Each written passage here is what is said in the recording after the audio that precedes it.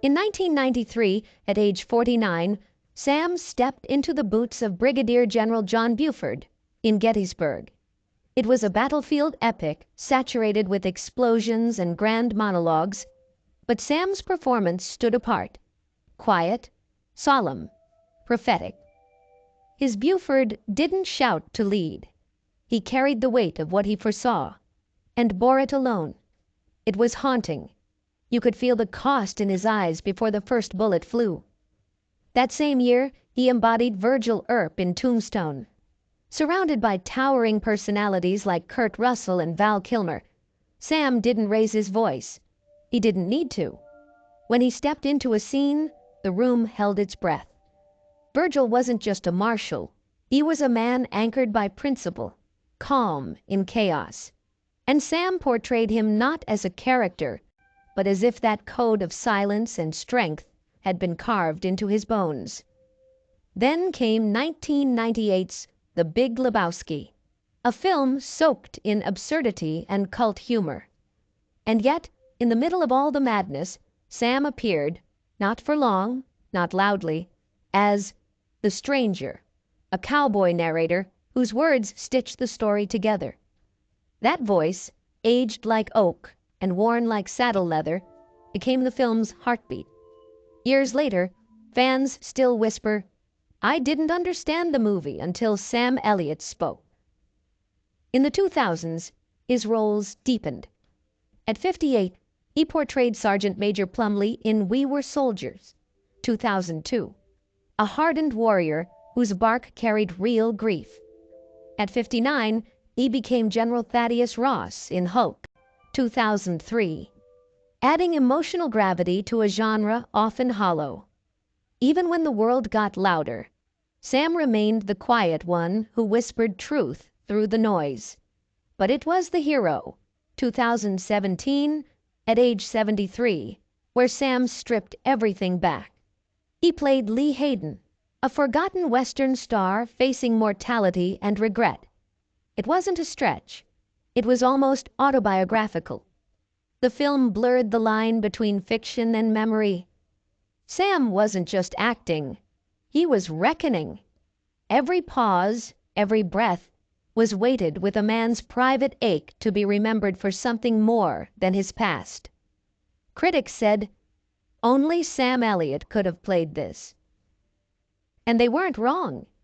Then came A Star Is Born, 2018, where Sam, now 74, played Bobby Maine, the weathered older brother to Bradley Cooper's spiraling musician. His screen time was brief, but in one unforgettable scene, silently backing his truck down a driveway, tears threatening, soul exposed, Sam shattered the idea that acting needed dialogue. It was pure, unfiltered grief. The industry finally rose to its feet. Sam earned his first Academy Award nomination. His reaction? "It's about fucking time," he said with a sly smile. No resentment, just truth wrapped in humor. And who could blame him? He had waited through decades of silence, of thankless roles, of showing up when no one was watching. And now, at last, the world applauded, not for a single performance, but for a lifetime of integrity. Because Sam Elliott never chased the spotlight. He walked through the shadows until the light found him. And when it did, when we finally listened, what we heard was not just a voice, but a soul that had never once stopped speaking. In a city where love stories flash like fireworks, beautiful, brief, and gone before you catch your breath, Sam Elliott lived a different kind of romance, one without spectacle, one that unfolded in silence and stayed. He didn't chase love into the spotlight. He waited nearly a decade to speak to the woman he never forgot, holding her name like a secret prayer, never once letting go in his heart. It began in 1969. She was already a star. Catherine Ross, the unforgettable face from The Graduate, the woman everyone watched. And Sam? He was just a shadow in the background, an uncredited extra in a bar scene, invisible to the world and to her. "She didn't even know my name," he would later say, not with resentment, but with the quiet humility of a man who understood timing. So he said nothing, just looked and remembered. 10 long years passed. Then, in 1978, fate did what persistence alone never could. It placed them together on the set of The Legacy. This time, he spoke. And this time, she didn't just hear him, she saw him. But life, as always, was complicated.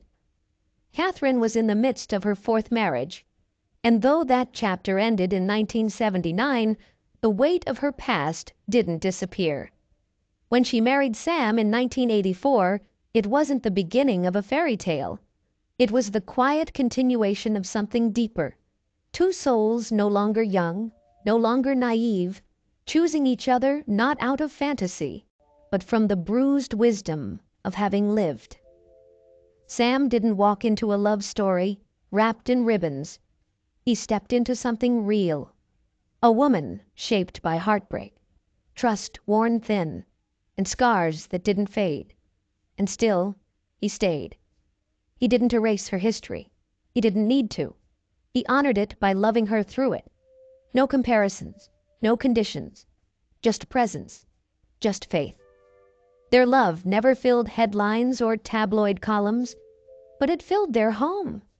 It lived in small gestures, in late-night conversations, in arguments they didn't walk away from. On their honeymoon, Sam received an offer for a major role. Mask, 1985, opposite Cher. He almost turned it down, not out of fear, but out of love.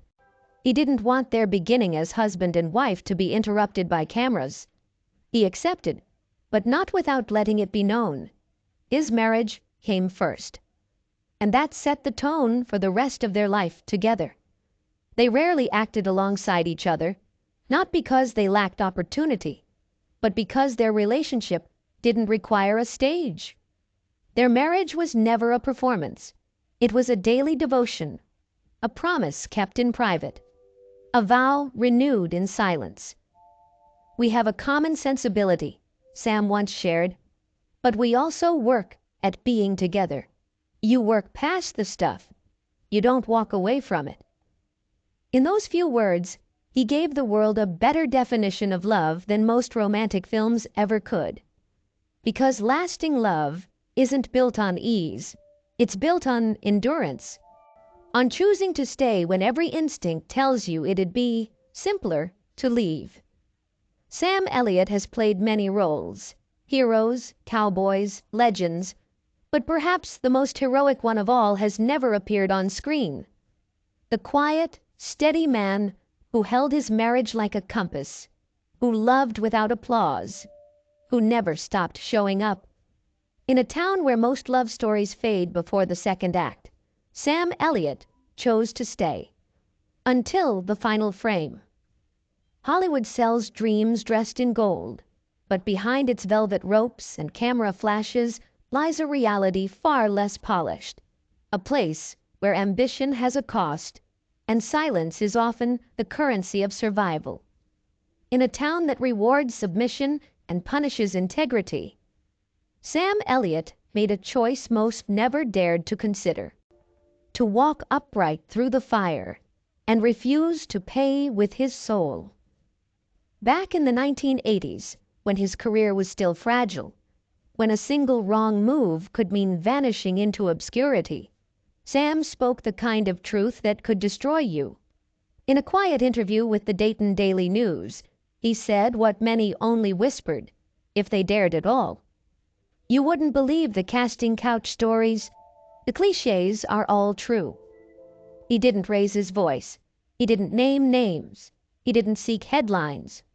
He simply stated it, calm, raw, and heartbreakingly real. He revealed that early in his career, he had been propositioned, not just by women, but by powerful men, gatekeepers cloaked in charm, dangling opportunities, and every time he said no. not with defiance, not with judgment, but with a quiet, weary clarity that knew the cost. "It probably hurt me," he admitted, "but I'm the one who has to live with that guilt, and my conscience is clear." Those words weren't just a confession. They were a wound, because in a world where dreams are traded like currency, he had chosen to keep the only thing that couldn't be bought: his dignity. Long before hashtags, movements, or trending outrage, Sam Elliott stood alone. Not because it was fashionable, but because it was necessary. When the Me Too movement erupted decades later, he didn't jump on the moment, he affirmed it. In an interview with Variety, he called it the best thing to happen to this industry in a long time. Not out of bitterness, but because he had carried those stories quietly for so long. He never pretended it was easy. He knew many didn't have the luxury to walk away. He knew some gave in, not from weakness, but because they saw no other way. But what haunted him most wasn't what he endured. It was what he witnessed. The young, the pure, the wide-eyed newcomers who believed talent was enough, until the machine broke them. He never called himself brave, never claimed to be noble, and that humility made his stance all the more powerful. While others bent to survive, he stood still. While others performed on screen, he lived his principles off screen. Without applause, without scripts, just a man holding a line no one else could see. There's something tragically rare about that kind of integrity, something that doesn't glitter, but endures. Sam Elliott didn't just choose the harder road. He walked it in silence, carrying the weight of the industry's secrets, not to shame it, but to survive it without losing himself. In a business obsessed with image, his greatest role was the one no camera captured. The man who knew that success is hollow if it costs your self-respect. In a city built on illusions, Sam Elliott proved that true character never needs a spotlight to shine. For more than 50 years, Sam Elliott walked through Hollywood like a steady flame. Never loud, never scandalous, always grounded. He was the rare figure untouched by chaos, admired not just for the gravel in his voice or the stillness in his stare, but for the quiet code he seemed to live by. In an industry obsessed with spectacle, Sam had become a symbol of restraint. But in 2022, one interview shattered that stillness. It didn't take a scandal. Just one moment, one sentence. And suddenly, the man who had always stood tall for his principles found himself caught in the storm. It happened during his appearance on the WTF with Mark Maron podcast. The conversation turned to the power of the dog, and Sam, speaking candidly, expressed strong disappointment with the film's portrayal of the American West. He criticized it as inauthentic and took issue with its direction. Words that, though blunt, reflected his deep emotional investment in the genre. The reaction was swift. Fans were stunned, colleagues confused.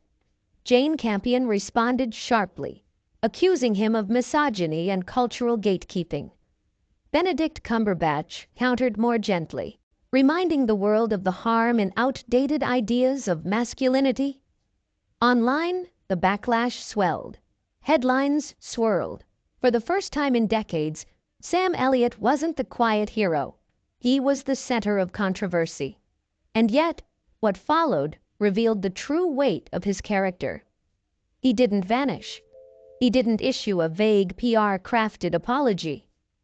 At a deadline event shortly after, he stepped into the light and took full ownership. "I wasn't very articulate," he admitted. "I said things that hurt people, and I feel terrible about that." Then he did something even more rare. He acknowledged the very people his words had affected: the LGBTQ community, the film's cast and crew, Benedict Cumberbatch himself. Brilliant actors all, he said. And I can only say I'm sorry. And I am. There were no excuses, no deflection, no attempt to rewrite his intent. Just a man standing in front of his mistake, owning it fully. It wasn't dramatic. It wasn't designed to win back applause. It was quiet, honest, human.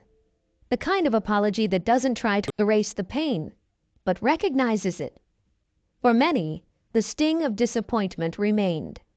But so did something else, respect. Because in a time when public figures often deflect or double down, Sam Elliott did neither. He walked toward the consequence. He accepted the weight. And in that, he reminded the world that strength isn't just measured in how you stand. It's in how you bow when you've fallen. Sam Elliott had lived a lifetime refusing shortcuts, refusing compromise. And when the moment came that he got it wrong, he chose the hardest path again, the one paved with responsibility. In doing so, he didn't lose who he was. He reaffirmed it, not through perfection, but through humility. Because true character isn't about never stumbling. It's about how you rise without pretending you never fell. In the summer of 2023, the internet was swept by a tidal wave of heartbreak.